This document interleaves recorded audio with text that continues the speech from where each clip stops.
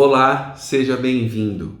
É impossível ser feliz sozinho, imortalizou Tom Jobim. Fundamental, o amor continua sendo, mas os relacionamentos contemporâneos parecem cada vez menos dispostos a concessões, sacrifícios e desrespeito às individualidades. Sobre o tema, eu converso com a psicóloga Sara Campanharo. Ela é especialista em psicologia fenomenológica existencial e fala conosco aqui de Curitiba. Tudo bem, Sara? Tudo ótimo. Muito obrigado pela sua disponibilidade em falar conosco aqui no site da Revista Ampla. Vale tudo por um grande amor?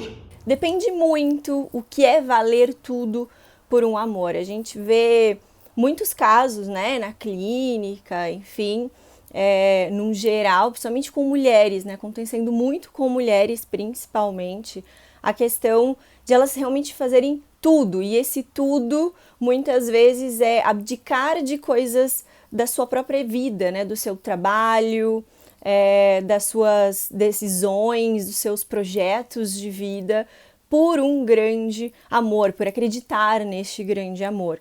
Então a gente vê um sofrimento psíquico muito grande quando eu passo anos abdicando de várias coisas, porque eu acredito que se eu fizer isso, a pessoa que está comigo vai me amar mais, né? Então eu deixo de ser quem eu sou para ser tudo para essa pessoa. E não necessariamente isso é uma garantia de que essa pessoa vai ficar com a gente para sempre. Então, às vezes, quando até esse relacionamento termina, a pessoa acaba por ficar, né, num sofrimento muito maior ainda, sem entender o que aconteceu, porque ela fez tudo. Então, a gente tem que entender que nem sempre o fazer tudo pelo outro é tudo para o outro. Então, tem eu e tem a outra pessoa. As pessoas de fato estão preservando mais a individualidade nos relacionamentos? Acredito que nesses, né, últimos anos, de alguma maneira, sim, as pessoas têm priorizado, têm valorizado, sim, a sua individualidade, principalmente, de novo, voltando às mulheres, né, que geralmente são aquelas que se dedicam e são ensinadas desde pequenas a se dedicarem muito a um amor, com movimentos como, por exemplo, o próprio movimento feminista. Essas mulheres, elas estão repensando um pouco mais essa condição desse amor e estão sim buscando a sua individualidade, respeitar sim as suas necessidades, os seus desejos, as suas construções individuais. Então, obviamente, com isso a sociedade também vai mudando. E, obviamente, os homens também, né? Os homens, na verdade, a maior parte do tempo são ensinados a pensar mais em si, na sua individualidade. Então, hoje em dia, a gente tem buscado alcançar essa igualdade, né? Até que ponto respeitar a individualidade do outro é importante para que o relacionamento dê certo? Respeitar essa individualidade é a base para um relacionamento saudável, né? Saber que quando aqui, né, na psicologia existencial, a gente fala que quando existe um relacionamento, existem 3 projetos de vida, né? Que é o meu, o do outro e o nosso projeto de vida. Então, esses 3 projetos de vida são essenciais para que tudo aconteça de uma maneira mais saudável, mais feliz num relacionamento.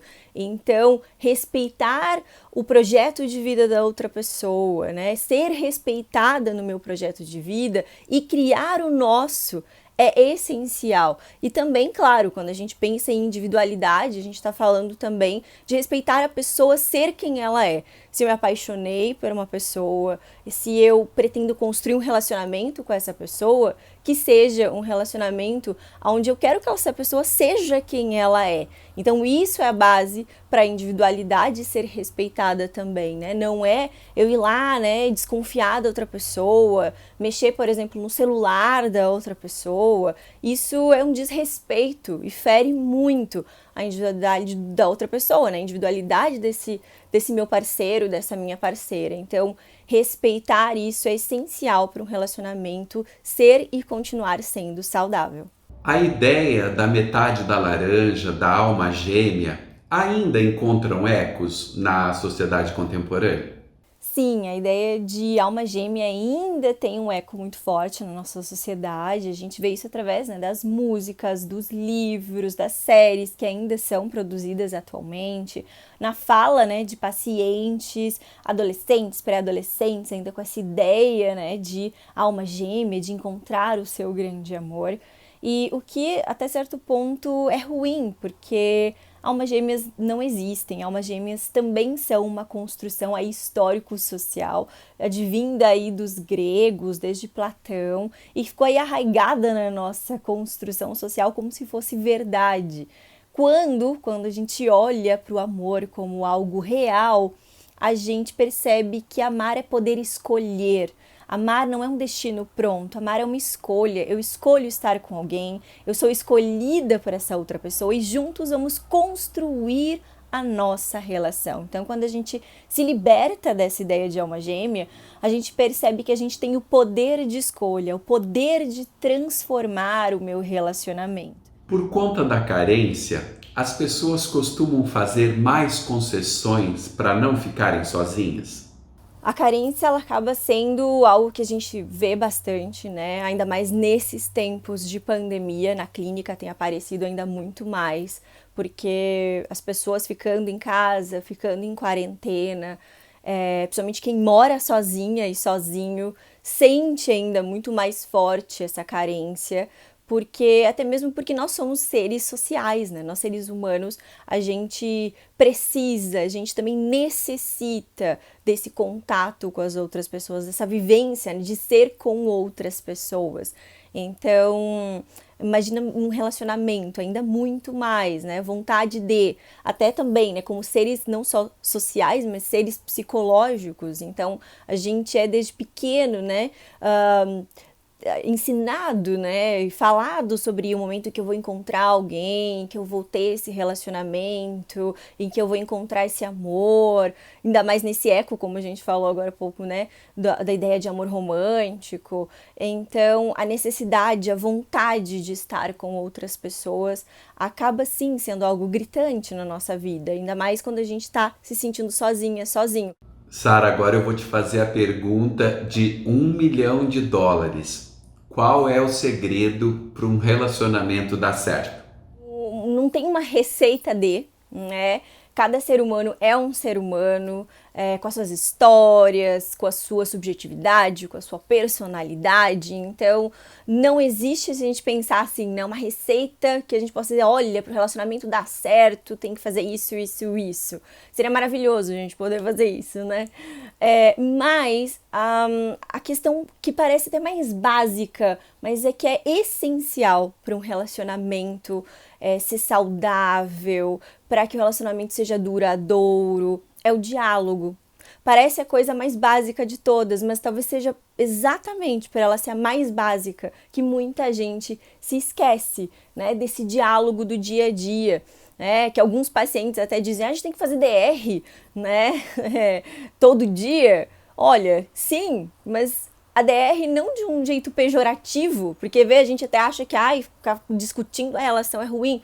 Não, ao contrário, discutir a relação é essencial, porque nas pequenas coisas do dia é que eu vou construindo um relacionamento saudável, né? Coisas práticas do cotidiano, por exemplo, né? Olha, a gente divide as tarefas da casa, né? Então, você tira o lixo, eu lavo a louça. Aí, com o tempo, um deixa de começar a fazer.